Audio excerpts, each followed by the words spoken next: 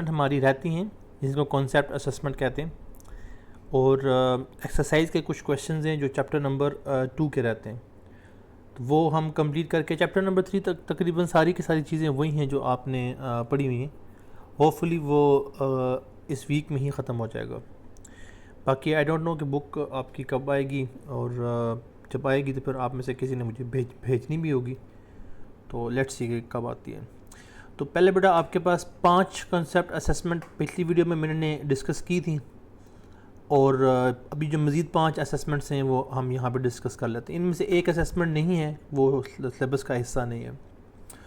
तो बेटा standard reduction potential for the following half reaction आ रहा, आपके पास स्टैंडर्ड रिडक्शन पोटेंशियल की वैल्यू दी हुई है, और आपसे कहता है कि आपने जो ना एस्टिमेट करना है ई सेल क्या है, सेल रिएक्शन लिखने हैं, कैथोड और choose cathode and show the direction of the electron flow.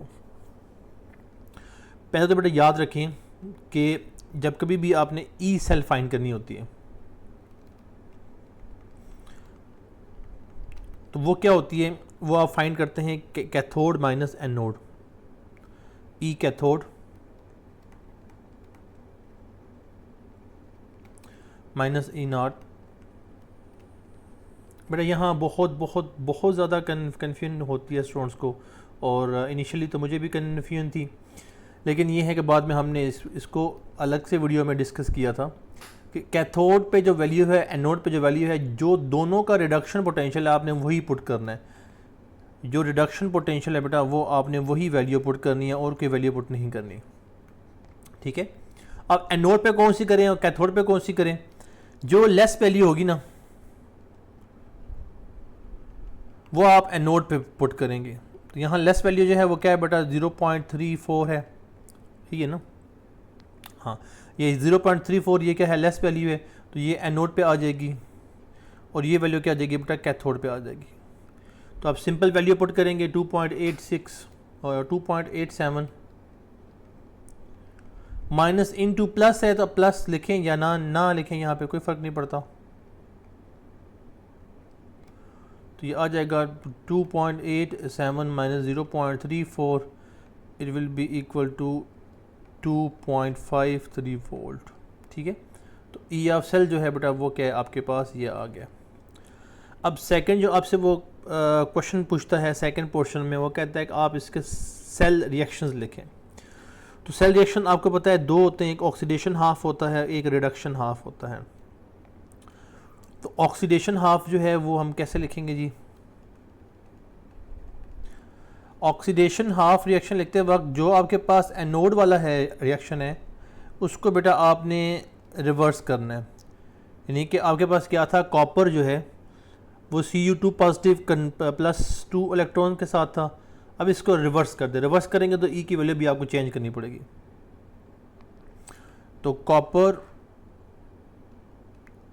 Copper solid से क्या हुआ बेटा, कॉपर 2 पॉजिटिव में गया है, प्लस 2 इलेक्ट्रॉन निकाले हैं। अब यहाँ पे आप ई नॉट ऑफ जो है ना, या ऑक्सीडेशन लिखें या फिर एनोड लिखें, या आपके पास माइनस 0.34 वोल्ट है। माइनस क्यों लिखा, हमने रिडक्शन को इन्वर्स किया है। रिडक्शन हाफ रिएक्शन है, तो वो क्या होगा, वो होगा F2 plus 2 electron gives 2F negative.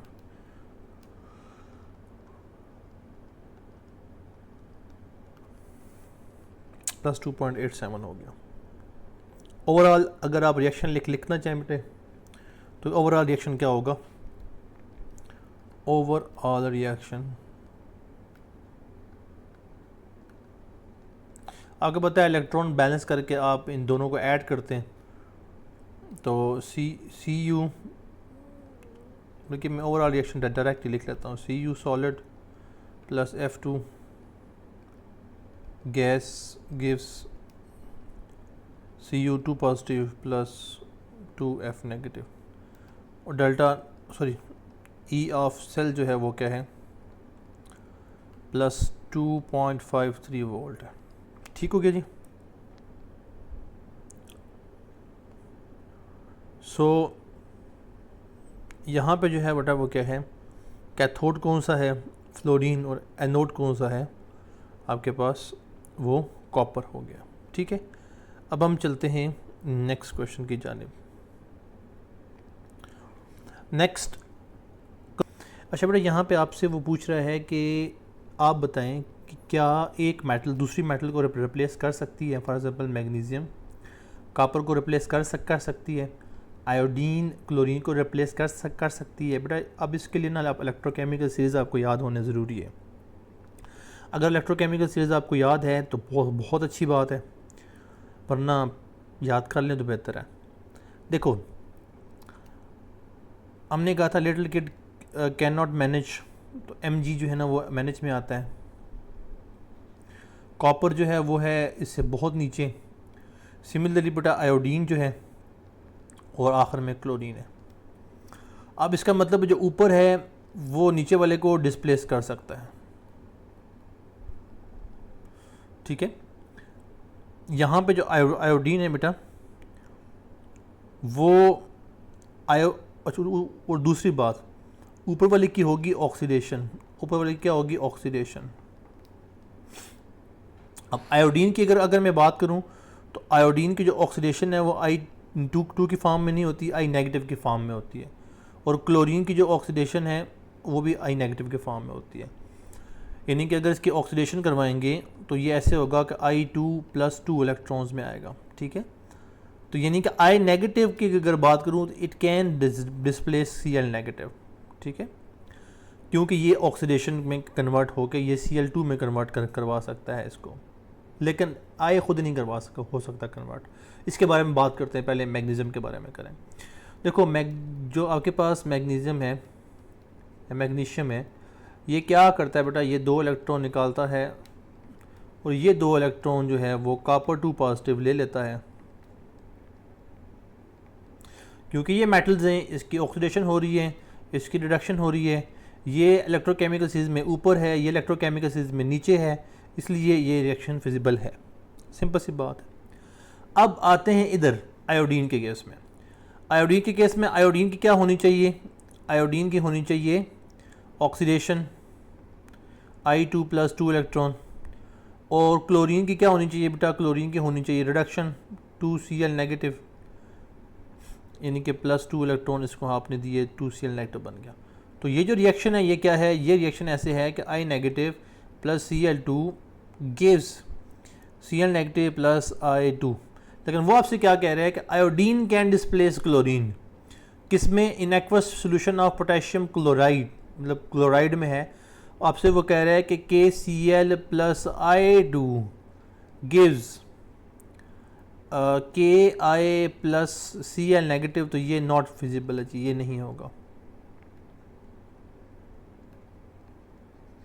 क्योंकि इलेक्ट्रोकेमिकल सीरीज में आयोडीन की जो है वो ऑक्सीडेशन होनी चाहिए, यहाँ पे आयोडीन की क्या हो रही है, रिडक्शन हो रही है। तो ये electrochemical series point of view से गलत है। दूसरा बेटा ऑक्सीडाइजिंग एजेंट और रिड्यूसिंग एजेंट के तहत भी इसको हल कर सकते हैं। ठीक है, अक्सर बच्चे कन्फ्यूज इसलिए होते हैं कि आयोडीन ऊपर है और क्लोरीन नीचे है, लेकिन ये भी देखें अगर आयोडीन ऊपर है तो आयोडीन की ऑक्सीडेशन होनी है। तो ऑक्सीडेशन का मतलब ये नहीं है कि I2 जो है वो एग्जैक्टली रिवर्स हो जाएगा रिएक्शन। तो I नेगेटिव के चक्कर में हम उसको स्टडी करेंगे। ठीक है, आपसे पूछता है next in the following reaction feasible और नॉट। आपसे पूछता है कि जो रिएक्शन है, अच्छा आप बताएं कि जो रिएक्शन है ये फिजिबल है या फिर नहीं है। अब फिजिबिलिटी ऑफ रिएक्शन के लिए हमें पता है बेटा हम क्या करते होते हैं, इसका E0 ऑफ सेल निकाला करते होते हैं, और उसी की बेस पे हम जो है वो इसको देखते हैं कि ये फिजिबल है या फिजिबल नहीं है। तो E0 ऑफ सेल निकालना कोई बड़ी बात नहीं है, पहले आपको ये अंडरस्टैंड करना पड़ेगा इसमें छोटा कौन सा है। और प्रॉब्लम क्या है कि नेगेटिव में जो वैल्यू बड़ी होती है वो छोटी होती है असल में। तो ये वैल्यू बड़ी है, साथ में नेगेटिव है, तो ये छोटी वैल्यू कंसिडर होगी। तो यहाँ पे aluminium as an anode consider होगा। तो E0 ऑफ सेल निकालें आप, तो E0 of cathode, E0 of anode, ये आ जाएगा बेटा। तो कैथोड पे क्या है आपके पास, कैथोड पे हमने कहा था कि जो बड़े वाली वैल्यू है -1.18 माइनस इंटू आप कह लें कि -1.66। अगेन बता रहा हूँ कि यहाँ माइनस है तो आपने वही वैल्यू पुट करनी जो रिडक्शन पोटेंशियल की है, -1.18 प्लस 1.66, अल्टीमेटली आपके पास बेटा क्या आ जाएगा, +0.46 वोल्ट। ठीक है, तो इसका मतलब है ये प्लस वैल्यू आई है, तो हम कह सकते हैं कि E nought of cell is positive, the reaction is feasible, the reaction is feasible. ठीक है, सिंपल सा रिएक्शन है और हमने इसकी फिजिबिलिटी भी चेक करी। बाकी इलेक्ट्रोकेमिकल सीरीज से भी आप बेटा इसको फाइंड आउट कर सकते हैं, कौन ऊपर है कौन नीचे है, किसकी ऑक्सीडेशन हो रही है किसकी रिडक्शन हो रही है। इस चैप्टर पे मैं टाइम इसलिए लगा रहा हूँ कि हमारे पास एक तो टाइम बहुत है क्योंकि हमारे पास बुक नहीं आई, और दूसरा ये है कि इसके कॉन्सेप्ट्स जब आप ऑर्गेनिक पढ़ के आके पढ़ेंगे ना तो फिर दिसंबर के बाद पढ़ाते होते हैं, फिर बच्चे इसको ध्यान से पढ़ते ही नहीं हैं। नेक्स्ट बेटा कॉन्सेप्ट असेसमेंट 2.9 है, बेसिकली 2.8 नहीं है, बुक में थोड़ा सा उन्होंने ना 2.88 लिखा हुआ है। 2.8 जो है ना वो नर्स्ट एक इक्वेशन की है और सिलेबस का हिस्सा नहीं है। पहले मैंने पढ़ा दी थी, बाद में मैंने उसे निकाल दिया, वो सिलेबस का हिस्सा नहीं है। ठीक है जी, तो आपसे क्या पूछ रहा है कि magnesium ribbon in solution of silver nitrate, वो कहता है कि predict weather a displacement reaction will occur in the following और नॉट। तो मैग्नीशियम रिबन को आप क्या क्या क्या कर रहे हैं बेटा, सिल्वर नाइट्रेट। अब इस देखो इसमें क्या क्या देखना है हमें, इसमें हमें वही इलेक्ट्रोकेमिकल सीरीज़ का पता है तो ठीक है, अदरवाइज़ हमें अब मैग्नीशियम और एल्युमिनियम एग्जैक्टली एक जो आपके पास सॉरी मैग्नीशियम और सिल्वर है सॉरी, तो मैग्नीशियम जो है ना वो टॉप पे है, हाईली रिएक्टिव है, और सिल्वर जो है ना वो बहुत नीचे है, एग्जैक्ट हाइड्रोजन के नीचे है। तो इसका मतलब है कि हमें पहला जो रिएक्शन है हमारा वो रिएक्शन क्या है बेटा, वो रिएक्शन फिजिबल है। तो हम लिख सकते हैं कि मैग्नीशियम प्लस, पहले की बात करें, +2 सिल्वर Ag पॉजिटिव एक्वस में होगा। जब ये आयन लिखेंगे इसका मतलब एक्वस में है, मैग्नीशियम 2 पॉजिटिव एक्वस में, +2 सिल्वर जो है ना वो क्या है, और ये क्योंकि Mg जो है वो क्या है, मोर रिएक्टिव है,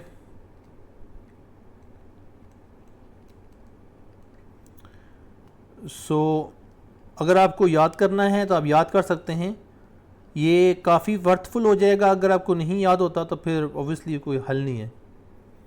इसकी जो रिडक्शन पोटेंशियल की वैल्यू है 2.37, सब की नहीं याद करनी, जो आपके पास क्वेश्चंस में गिवन है ना उनकी याद कर लें, 0.80 वोल्ट। ठीक है, सबकी याद करने की ज़रूरत नहीं, लेकिन जो क्वेश्चन में गिवन है उसकी आपने याद कर लेनी है वैल्यूज़।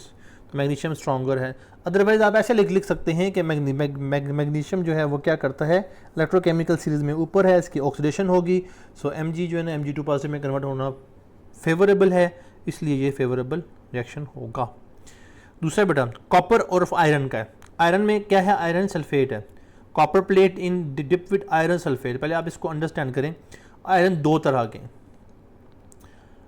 कि आपको जो है ना वो कॉपर डिप करना है FeSO4 में। FeSO4 में क्या होता है बेटा, 2 पॉजिटिव चार्ज होता है इसके ऊपर, क्योंकि सल्फेट का जो चार्ज है वो -2 होता है तो Fe का चार्ज +2 हो जाएगा, तो ये कन्वर्ट होगा CuSO4 + Fe में। तो क्या ये रिएक्शन फिजिबल है या नहीं है, अगेन हमें बेटा देखनी पड़ेगी इलेक्ट्रोकेमिकल सीरीज़।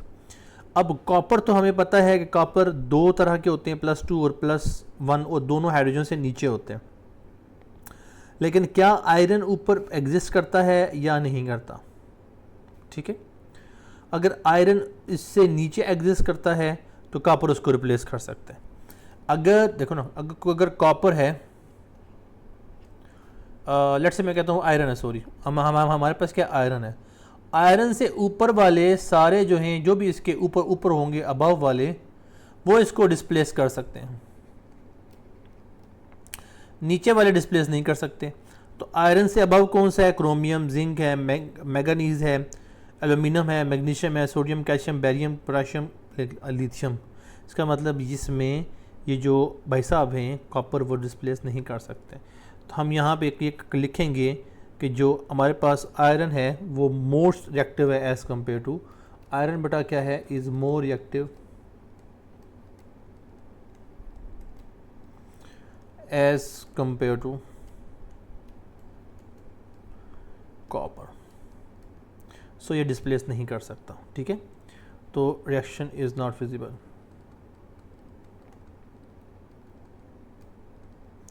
अच्छा बेटा, इसके अलावा क्या है जी, lead oxide is heated with zinc powder. अब लेड Pb2 पॉजिटिव और जिंक का जो है ना आपस में एक जो कंपैरिजन है वो है। अब लेड ऑक्साइड जो है ना उसके कहते हैं PbO प्लस जो है ना वो क्या है बेटा, आपसे पूछा हुआ है जिंक।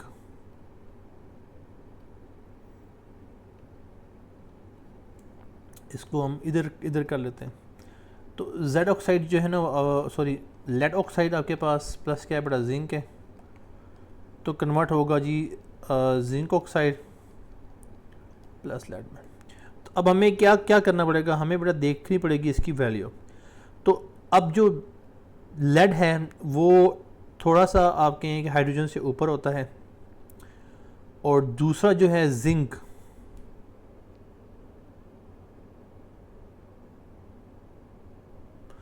जिंक जो है वो क्या है बेटा, वो आपके पास क्रोमियम से ऊपर होता है। यानी कि आप कह सकते हैं कि जिंक टॉप पे है, उसके नीचे जो है वो क्या है, वो है आपके पास लेड।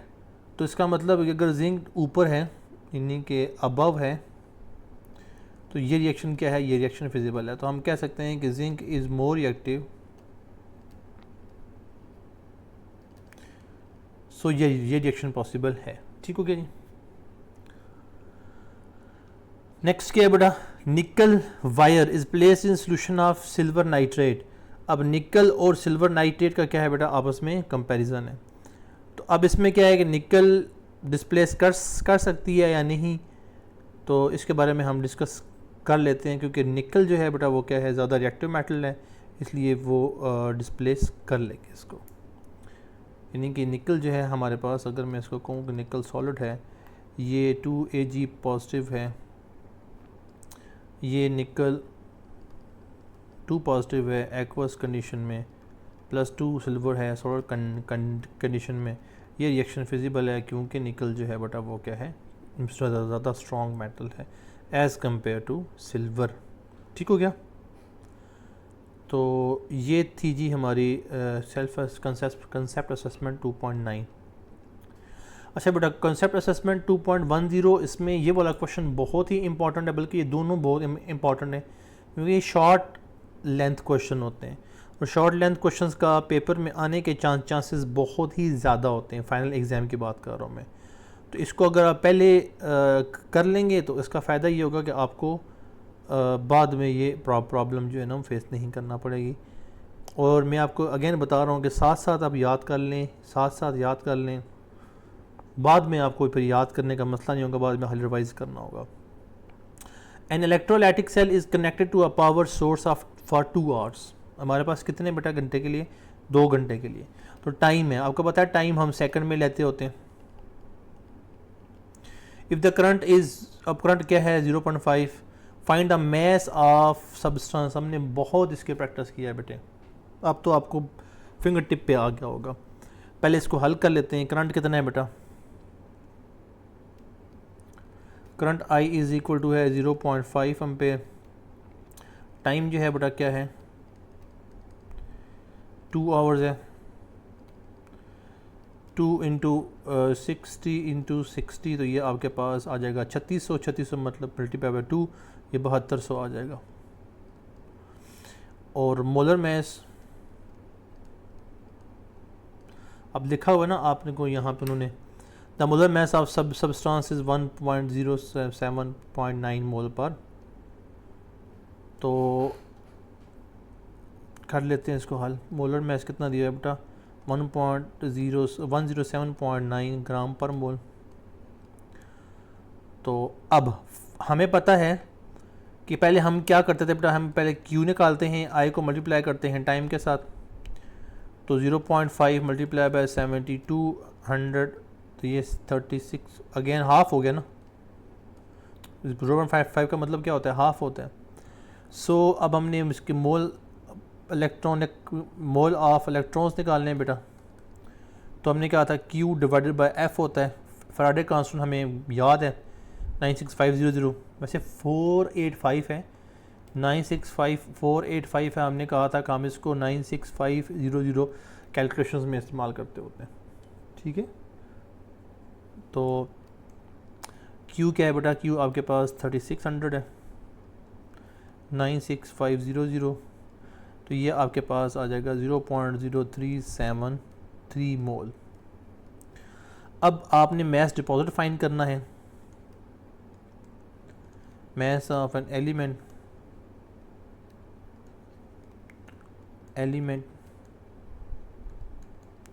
is equal to क्या है बेटा, आपके पास moles multiply by molar mass होता है।